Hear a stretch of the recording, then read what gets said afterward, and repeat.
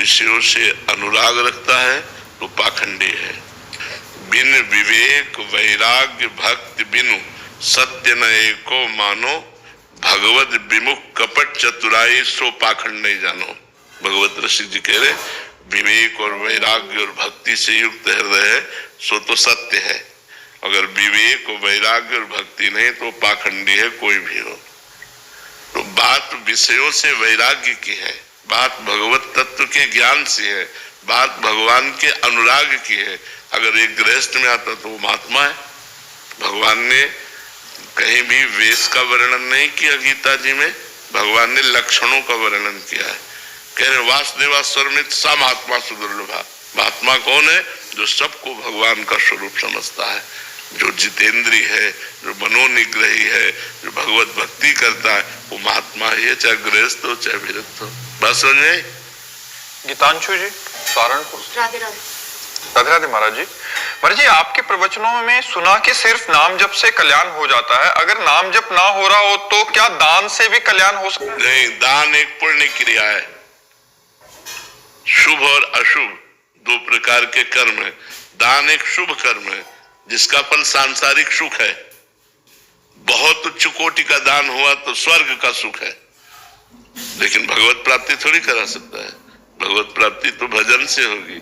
बारी मथे घृत होए बरु, सिकताते बरु तेल, और बिनु हरि भजन न भवतरी, या सिद्धांत अपेल। ये अटल सिद्धांत है। जब तक नाम जप नहीं करोगे तब तक संसार से मुक्त नहीं हो सकते। तुम यज्ञ करो, दान करो, पुण्य करो, ये जो करोगे इसका तुम्हें फल मिलेगा, लेकिन भगवत प्राप्ति थोड़ी होगी। भगवत प्राप्ति भजन से होती है।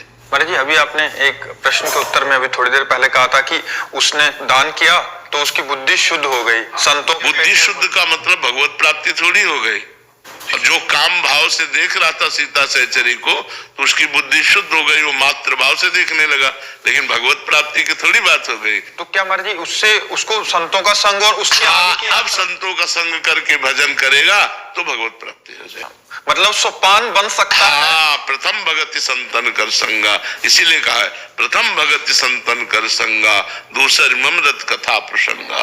भगवान के चरणों के जो प्रेमी संत जन है उनका संग करना प्रथम सोपान है। हमारी बुद्धि शुद्ध होती है, फिर आगे जब हम बढ़ते चले जाते हैं तो भगवान के भजन में रति हो जाती है और हमारा कल्याण हो जाता है। जैसे इन्होंने लिखा है दान से कल्याण, तो यात्रा के अंतर्गत में अगर ऐसा करेंगे तो संत संग होगा या बुद्धि? हाँ, जैसे आपने बहुत सुकृत किए तो लिखा है पुण्य पुंज बिन मिले ही न संता। तो उसका सोपान। हाँ, आप बहुत अच्छा पुण्य किए तो आपको संतों का संग मिलेगा, सत्संग से भजन में रुचि होगी और भजन से कल्याण। अच्छा, यात्रा ये। हाँ, भजन से परम कल्याण होगा।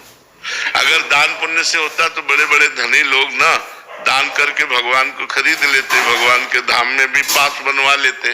नहीं, वो तो है नहीं। उसमें तो सर्वस्व त्याग कर भगवान से भजन करना, अंदर से अकिंचन होकर भगवान का भजन करना, तब भगवत प्राप्ति होती है। प्रज्ञा जी यूएसए से। राधे राधे। राधे राधे महाराज जी।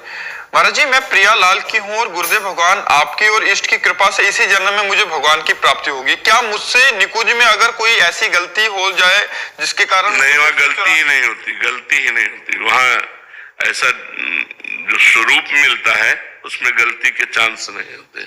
चांस ही नहीं है, चांस ही नहीं है। मतलब गलती के चांस पांच भौतिक शरीर में है, चिदानंद शरीर में गलती के चांस, जो मान लो सहचरी वपु है, गोपी वपु है, सखा वपु है, भगवान का जो ये दिव्य वपु है, इनमें चांस ही नहीं है, गलती का कोई चांस ही नहीं है। प्रियालाल के मन मन की रुचि जानने है विधि अनुसार है। जो प्रियालाल के मन में चलता है वही सहचरी के मन में चलता है। वो मन की रुचि देख करके सेवा करती तो गलती का कोई सवाल ही नहीं होता। अंशुल जी। राधे राधे महाराज जी। महाराज जी आपने मेरा हाथ ठीक उस समय पकड़ा जब मुझे शरीर का हर संबंधी दुख और धोखा दे रहा था। आपने अपनी इस लीला से मुझे सत्य का मार्ग दिखाया प्रवचन के माध्यम से। महाराज जी अब प्रश्न ये है कि गुरुदेव भगवान ग्रस्त में रहते हुए वैराग्य जैसा जीवन और भरोसा संभव है क्या? हाँ, क्यों नहीं संभव है। कितने भक्तमाल में देखो कितने ऐसे भक्त हैं जो गृहस्थ हैं और भगवान से दृढ़ संबंध रखते हैं। भाई हम लोगों ने भजन को एक कुछ अलग मान रखा है। अब एक आदमी किसान है, फावड़ा चला रहा है, राम राम राम, फावड़े में राम राम कह रहा है, धर्म से कमा रहा है, आए हुए अतिथि संतों का भोजन, वो भगवत प्राप्त हो जाएगा। आए हुए अतिथि संतों का भोजन पान और करा रहा है, किसानी कर रहा है, भगवान का नाम जब, वो कभी माला लेके नहीं बैठता, कभी आरती नहीं कर, वो भगवत प्राप्त हो जाएगा। आप नौकरी जा रहे हैं, जाते समय नाम जप कर रहे हैं, 8 घंटे नौकरी कर रहे हैं, बीच बीच में नाम जप कर रहे हैं, 8 घंटे को कृष्णार्पणम मस्तु कर दिया, घर आए, अपने परिवार से सबसे मिले, हंसे बोले, जिससे जैसा धर्म है वैसा व्यवहार किया, खाया पिया, एकांत हो गए, भगवान का चिंतन कर रहे हैं, धर्म पूर्वक विषय भोग रहे, वो भगवान को प्राप्त हो जाएगा। हमने भगवत प्राप्ति कोई ऐसा कठिन समझ रखा है, भजन को ऐसा समझ, तो कहते फिर आप लोग, ये हमारे भाग्य में लिखा है कि विरक्त भाव से चलो और हजारों को तारने का ज्ञान प्राप्त करके हजारों को समझाओ। ये हम लोगों को अलग ट्रेनिंग दी गई, अलग मार्ग बनाया गया। नहीं, भगवत प्राप्ति के लिए सहज मार्ग है। नाथ सकल संपदा तुम्हारी, मैं सेवक समेत सुख नारी। गृहस्थी में रहकर भगवान का चिंतन करते हुए अपने गृह कार्य करो, परिवार को भगवान की सेवा का स्वरूप समझो। भगवान ने 8-10 लोग जो हमें परिवार में दिए, सेवा सबकी मनोकामनाएं पूर्ण करते हुए, राजी खुशी से भजन करते हुए, जो विपत्ति दुख आवे सहते हुए भगवान को प्राप्त हो गया वो। तो भगवान को प्राप्त करना कठिन नहीं है, गंदे विषयों को छोड़ना कठिन है, गंदी आदतों को छोड़ना कठिन है, जो निषेध है उनको छोड़ना कठिन है। अगर वो छोड़ दो तो गृहस्थी में आप संत हो, गृहस्थी में संत हो। संत का मतलब केवल वेश से नहीं होता, उद्देश्य से होता है, लक्षणों से होता है। अगर आप में लक्षण श्रेष्ठ हैं तो आप संत हो। तो ये भगवत मार्ग में चलो तो भगवान कृपा करेंगे। कोई ऐसा नहीं है कि कपड़ा बदलने से ही काम बनता हो, ऐसा नहीं है। हाँ, आपकी अब भोगों में रुचि नहीं रही तो संसार में रहना अच्छा नहीं लगता, तो चलो वैराग्य मार्ग लेकर के एकांत में भगवान का निरंतर चिंतन करो और जगत मंगल के लिए अपना भजन दान करो। करना पड़ेगा जगत मंगल, बिना यहाँ जगत मंगल किए नहीं जा सकते यहाँ से। अगर ऐसे गए तो सदगति नहीं होगी, क्योंकि संसार का अन्न खाया, संसार का वस्त्र पहना, संसार में पैदा हुए तो संसार का हित करो, संसार का मंगल करो, तब जाओ यहाँ से। ऐसे थोड़ी सबकी ड्यूटी है, तुम अपने हिसाब से हित करो, हम अपने हिसाब से हित करते। मतलब कोई दीपक है तो थोड़ा प्रकाश कर रहा है, कोई हाइलोजन है तो बड़ा प्रकाश कर रहा है। ऐसे जितनी क्षमता है, 2 को ही सही, 2 को ही भगवत मार्ग में लगाओ, 2 का परोपकार करो। किसी के 20 का करता है, कोई 200 करता है, कोई हजारों का करता है, तो करना पड़ेगा। चाहे गृहस्थ हो चाहे विरक्त हो, परोपकार करो और भजन करो।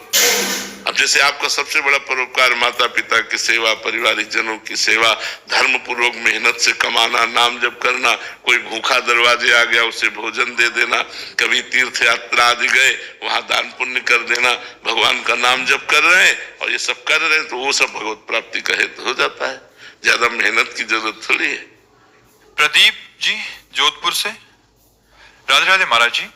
महाराज जी, श्री जी की कृपा जब जीव पर होती है तो उससे क्या संकेत मिलते हैं? सबसे पहला उसे साधु समागम प्राप्त होता है, संतों का संग प्राप्त होता है। जब द्रवहि दीन दयालु राघो साधु संगति पाए, अब मोहि भाव भरोस हनुमंता, बिनु हरि कृपा मिले नहीं संता। जब भगवान कृपा करते हैं, श्री जी कृपा करती हैं, तो अपने जनों का संग देती हैं।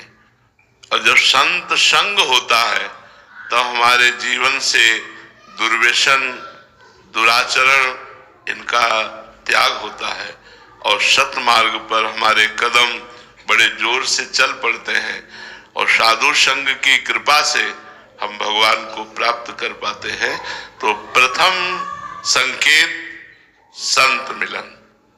जहां संत मिलन हो तो समझ लो अब हमारा अंतिम जन्म आने वाला है, इसलिए भगवान ने हमें सत्संग प्रदान किया, साधु संग प्रदान किया। बिना भगवान की कृपा के, श्री जी की कृपा के रसिक जनों का संग, संत जनों का संग, भगवत प्रेमी महात्माओं का संग दुर्लभ है। यही कृपा, यहीं से जीव का आध्यात्मिक उत्थान होता है। प्रथम भगत संतन कर संगा। सबसे पहली भक्ति है संतों का संग, और ये भगवान की कृपा से प्राप्त होती है। शिवम पांडे जी, राधे राधे महाराज जी। महाराज जी, क्या निरंतर भक्ति का प्रयास करने से मेरे भीतर छिपी वे सारी बुराइयां समाप्त हो सकती हैं जिन्हें मैं अपने जीवन में नहीं चाहता? लेकिन बिल्कुल बिल्कुल बिल्कुल, लेकिन लंबे समय तक। ये बुराइयां दुर्वासना मम सदा परिकर्षयन्ति, ये दुर्वासना सदैव हमको अपनी तरफ खींचती रहती है, क्योंकि अनंत जन्मों से हम इन दुर्वासनाओं के ही खेल में लगे रहे। अगर सद उपासना होती तो भगवत प्राप्ति हो जाती। दुर्वासना है, इसका मतलब हमारे अंदर अज्ञान है, इसका मतलब साधना नहीं बनी भगवत प्राप्ति की। तो दुर्वासना का त्याग करने के लिए जब हम भगवत प्राप्ति की जो साधन पद्धति है उसको स्वीकार करते हैं और खूब अथक प्रयास करते हैं, तब भगवान की कृपा हो जाती है और ये विकार धीरे धीरे शांत होते हैं। ऐसा नहीं है कि आप वर्ष 2 वर्ष साधना करें और आप बिल्कुल निर्विकार हो जाएं, ऐसा नहीं है। दीर्घ काल तक ये विकार स्फुरित होते रहते हैं। अगर कुसंग बन जाए तो दीर्घ काल तक साधना करने के बाद भी ये भ्रष्ट कर सकते हैं। ये विकार कोई साधारण नहीं, काम क्रोध लोभ मोह मद मत्सर। इसलिए दीर्घ काल तक भगवान का स्मरण करते हुए, कुसंग का त्याग करते हुए, पवित्र आचरण, पवित्र विचार, पवित्र भोजन, तो फिर हम दुर्वासना पर विजय प्राप्त कर सकते हैं। ये दुर्वासना बहुत ऊंचाई तक जाती है, ये मत समझ लेना कि 2-4 वर्ष के भजन से शांत हो जाती है, नहीं, बहुत ऊंचाई तक जाती है और आजीवन